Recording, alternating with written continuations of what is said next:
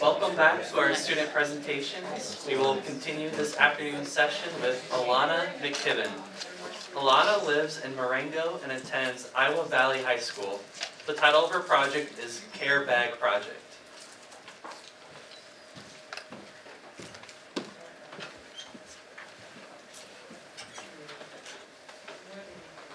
In the words of Herbert Hoover, children are our most valuable resource. This quote was the backbone of my project throughout each step. Hello, my name is Alannah McKibben, and I'm currently a senior at Iowa Valley High School in Marengo. And today, I'm here to talk about my project, called the Care Bag Project. Let's begin by talking about some harsh realities. Iowa ranks 6th in the nation for children in foster care, with 8.2 out of every 1,000 children in foster care. That rate is higher than the nation's average of 5.5 per every 1,000. Last year, 111,620 children across the United States were without a home to call their own. Adding to this crisis, between 2019 and 2023, the number of people entering emergency shelters for the first time rose by more than 23%. With these figures in mind, enters my project's goal and purpose to help those experiencing foster care and entering homelessness. Many children enter foster care with nothing more than the clothing that they are wearing. This lack of resources adds another layer of stress to an already overwhelming situation, loss, and uncertainty. I wanted my project to address both the practical needs and also the emotional needs of these individuals, while also offering comfort and a sense of compassion during a challenging transition. Entering foster care is a disorienting experience happening quickly with few belongings. My project aims to create care bags for children and teens recently placed in foster care, providing them with essentials and a sense of comfort during a challenging transition. This project followed a structured process with 18 key steps. I followed these steps with research and brainstorming, to donation drives, to organization, to assembly, to donation delivery. To ensure that each bag met the specific needs of foster children and the homelessness, I gathered research on what to include in the care bags. I spoke with Chris Boyles, a foster parent of 5 years, who provided insights on the types of items to include that would be most valuable.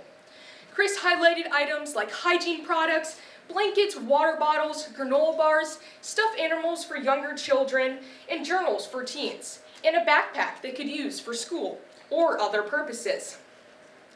I also researched several websites for homeless and women's shelters, gaining further understanding of high-need items. These insights shaped my project, helping me to create care bags that not only address practical needs, but also brought a sense of support to each recipient. To make sure this project was a success, I knew I had to think creatively about community engagement. I used several strategies, like creating donation drive flyers on Canva, a Facebook event, and even setting up a Give Butter account to encourage monetary donations. Social media played a huge role in getting awareness of my project out to the community. I used Facebook event to post information about my project, which included updates and links. The school posted about my project and the details. I believe if it wasn't for my school's support, my project wouldn't have been as successful as it was, along with the amount of people sharing my project on social media also. The project's success was made possible by community support, with over 3,000 essential items and over $1,000 in monetary donations. I assembled 100 care bags for foster children, and I had the opportunity to expand my project to create 100 cinch bags for the homeless and women's shelters. A special thank you to my grandma, who sewed 85 of the 100 blankets included in the care bags, and also a local 5th grade class who contributed 6 tie blankets. These efforts helped me exceed my project's goal, highlighting the power of collective compassion and strengthening community bonds to bring comfort to those in need. Inventory was a crucial part of my project, allowing me to plan each care bag's contents and ensure all items were included. counting and categorizing over 3,000 donated items, from hygiene items to comfort items, was the most consuming part of my project, but it ensured consistency in each bag for foster children and those experiencing homelessness. I couldn't have completed this step without my family's dedicated help with sorting and double-checking the inventory.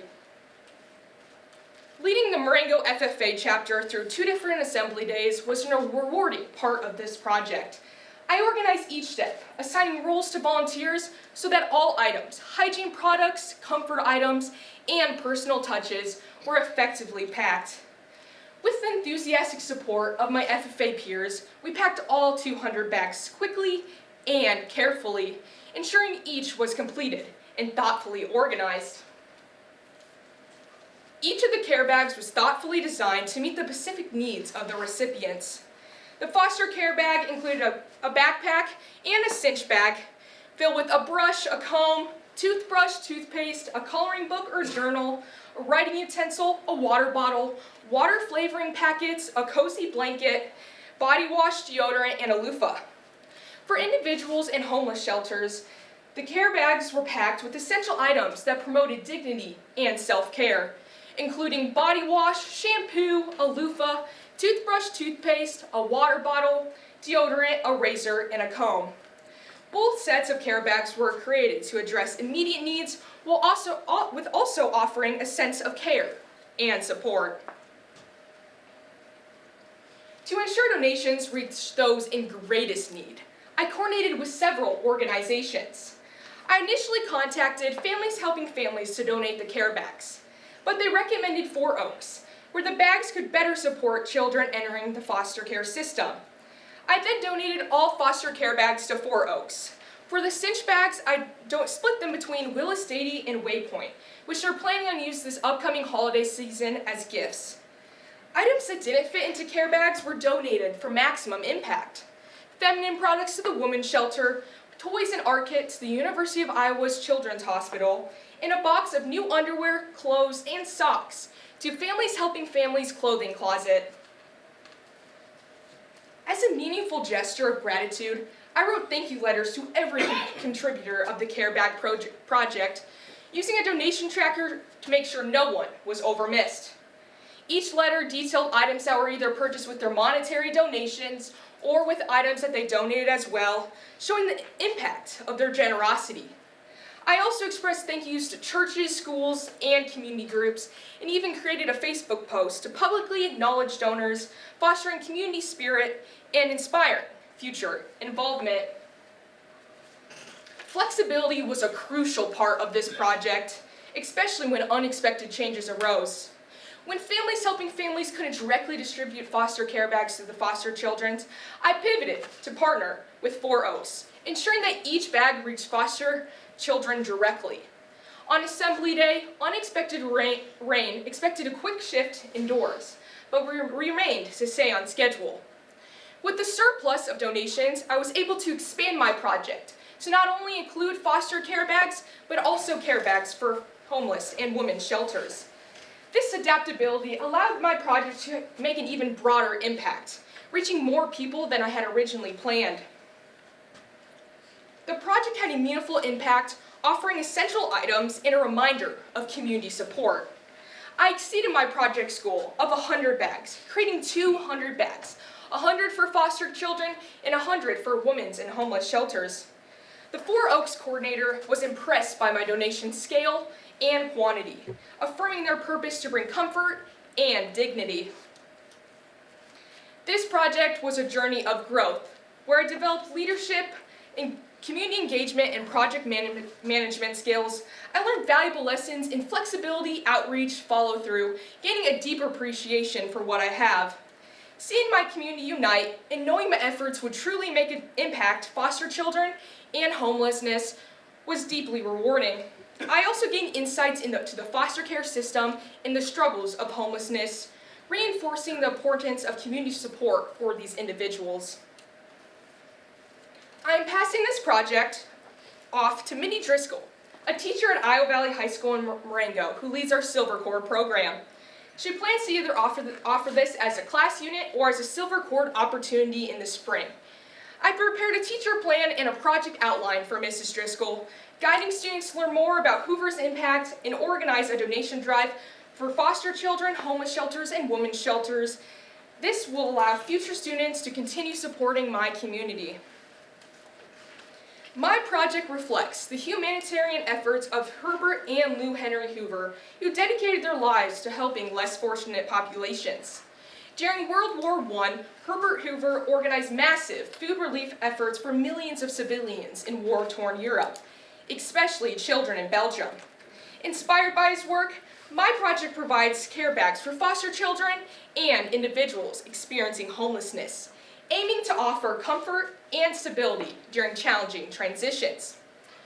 Lou Hoover also dedicated herself to humanitarian causes, focusing on women and children's public welfare during the Great Depression. Following her example, my donations target foster children and women's shelters, mirroring her commitment to public welfare. Herbert Hoover's quote, "Children are a most valuable resource," emphasizes the importance of supporting young people during difficult times. By providing essential items, I hope to ensure that they feel valued and supported, honoring the legacy of Hoover's compassionate efforts. In closing, the Care Bag Project has not only provided essential items to support those in foster care and experiencing homelessness, but also fostered a great sense of community and compassion within my school and beyond.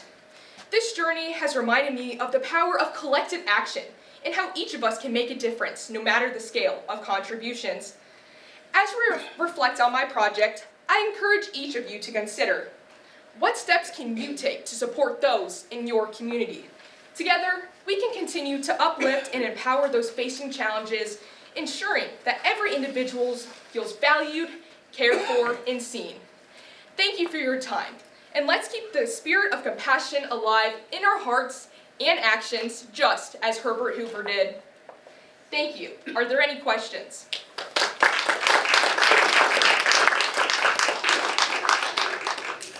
Alannah, what was your original motivation to help the homeless and foster kids? And I just was curious on how you got motivated to do this. So the question was, what originally motivated me to help foster children in homelessness? So back in January, my ag advisor sent me an email about this great opportunity. So I was at supper with my parents and we're brainstorming all sorts of things that I could possibly do, and this one came to mind. Growing up, one of my next door neighbors actually was an emergency foster care parent, and I saw how big of an impact she made by helping those less fortunate individuals. So I thought it'd be a good thing to help. And also, unfortunately, I had several of my cousins growing up actually enter the foster care system, so it does reach very close to home, and I know this is just a great thing to do. And also, anytime that you enter like a big city like Cedar Rapids, Iowa City, you always see like some homeless guy sitting on the side of the road, so I thought it'd be just great to help both of these groups of people. Thank you.